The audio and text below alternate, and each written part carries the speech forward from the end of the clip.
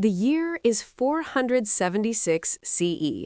A Germanic chieftain named Odoacer walks into the imperial palace in Ravenna and tells the last Western Roman emperor, a teenager ironically named Romulus Augustulus, that he's out of a job.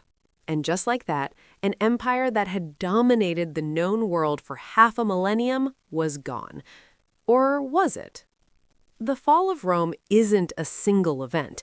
It's history's greatest cold case. There's no lone gunman, no smoking gun. Instead, there's a long list of suspects, a cascade of failures, and a slow, agonizing bleed-out that lasted for centuries. To understand what happened, we can't just look at the final moments. We have to perform an autopsy on the empire itself. Let's start with the lifeblood of any empire: money. By the 3rd century CE, the Roman economy was desperately sick. The vast machine of the state, its legions, its bureaucrats, its massive public works, required a colossal amount of fuel in the form of tax revenue. But the fuel was running out. The age of explosive conquest, which had funneled loot and slaves into the system, was over. Now, Rome was playing defense, and defense is expensive. To cover the costs, emperors resorted to 2 tactics. First, they cranked up taxes to crushing levels, especially on farmers and the middle class. This drove many small landowners into poverty, forcing them to abandon their farms or sell themselves into servitude to wealthy aristocrats, who, by the way, were often experts at evading taxes themselves. The gap between the super-rich and the desperately poor grew into a chasm. Second, when taxes weren't enough, they simply cheated. They started debasing the currency. A silver denarius from the early empire was nearly pure silver. By the mid-3rd century, it was basically a bronze coin with a light silver wash. This triggered runaway inflation. Imagine a soldier being paid in coins that were almost worthless. Prices for everyday goods soared.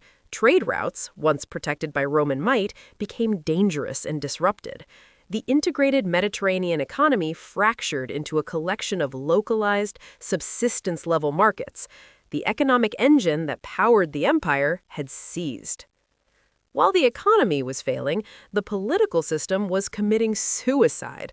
The period known as the Crisis of the 3rd Century was a 50-year stretch of pure chaos. In that time, Rome had more than 25 emperors. Most of them were murdered, often by their own troops. The Praetorian Guard, the emperor's personal bodyguards, once auctioned off the throne to the highest bidder. This political instability paralyzed the state. How can you plan for the future when your government might be overthrown next week? Corruption became the only functioning system. Officials bought their positions and then used them to embezzle funds and extort the populace to make their investment back. Public trust evaporated. In a desperate attempt to make the sprawling empire manageable, Emperor Diocletian eventually split it into 2 halves in the late 3rd century, a division that became permanent in 395 CE. The idea was to create more responsive local governance. The result? 2 competing power structures. The eastern half, centered on the new, fabulously wealthy and heavily fortified capital of Constantinople, would thrive. The western half, with its overstretched borders and weaker economy, was left far more vulnerable. That vulnerability was most obvious in its military. The image we have of the disciplined, unstoppable Roman legions was centuries out of date. By the 4th and 5th centuries, the army was a shadow of its former self. Defending borders that stretched from Scotland to the Sahara was a logistical nightmare. There weren't enough Roman citizens willing to sign up for a brutal, low-paying career, leading to chronic manpower shortages. So, Rome began hiring foreigners to do their fighting. Entire armies were composed of Germanic tribes, Goths, Franks, and others, who were paid to defend the empire from other Germanic tribes. This policy, sometimes called the barbarization of the army, was a short-term fix with long-term consequences. These mercenary soldiers had little loyalty to the abstract idea of Rome.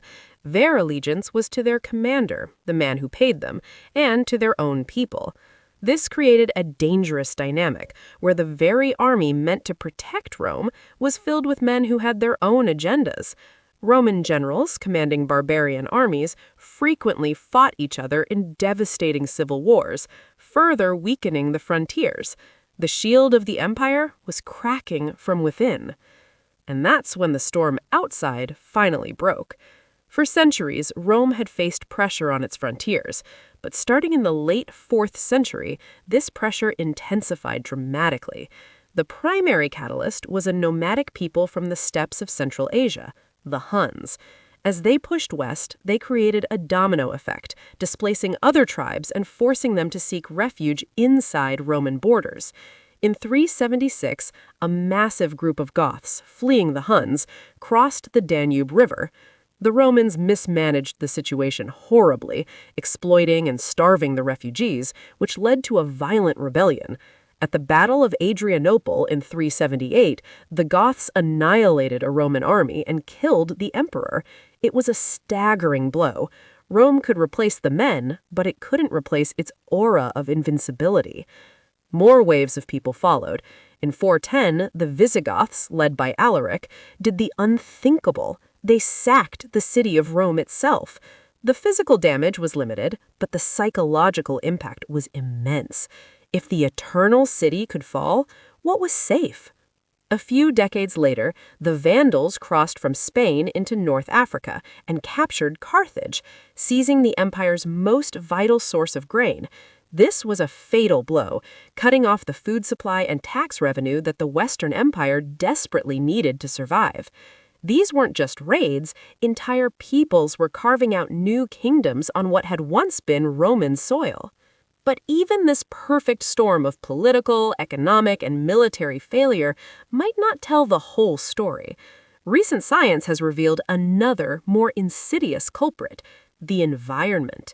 For much of its history, Rome benefited from a period of warm, stable, and wet weather known as the Roman climate optimum.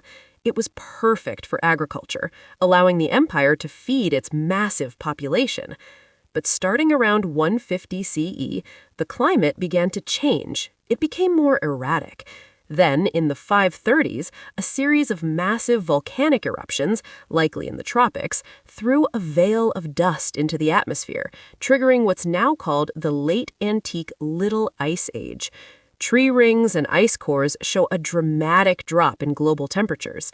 For an empire already on the brink, this was catastrophic. It meant crop failures, famine, and social unrest. And with environmental stress came disease. The empire was rocked by devastating pandemics. The Antonine Plague in the 2nd century, likely smallpox, may have killed up to a quarter of the population, ending a period of growth. Later, the plague of Justinian in the 5th century, the first appearance of bubonic plague, wiped out millions. These diseases crippled the economy, hollowed out the army, and shattered communities.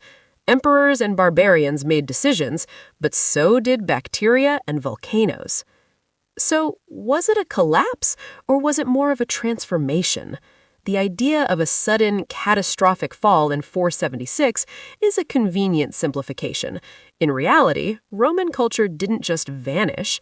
The successor kingdoms that rose from the ashes were a hybrid of Roman, Germanic, and Christian traditions. Latin evolved into the Romance languages. Roman law became the foundation for many European legal systems, and the Christian Church, which had become the state religion in the empire's final century, became the single most important institution for preserving and transmitting what was left of Roman civilization. The survival of the Eastern Roman Empire for another 1,000 years proves that collapse was not inevitable. The East had a stronger economy, a larger population, and a capital city in Constantinople that was a nearly impregnable fortress. It had the resources and the leadership to weather the storms that broke the West. The fall of Rome serves as a timeless lesson in the fragility of complex societies. It shows how a combination of internal decay, political corruption, economic inequality, social division, can render a superpower incapable of dealing with external shocks, whether they come from invading armies, a changing climate, or a new disease. There was no single cause, but a slow, systemic failure. Rome wasn't murdered, it died of 1,000 cuts.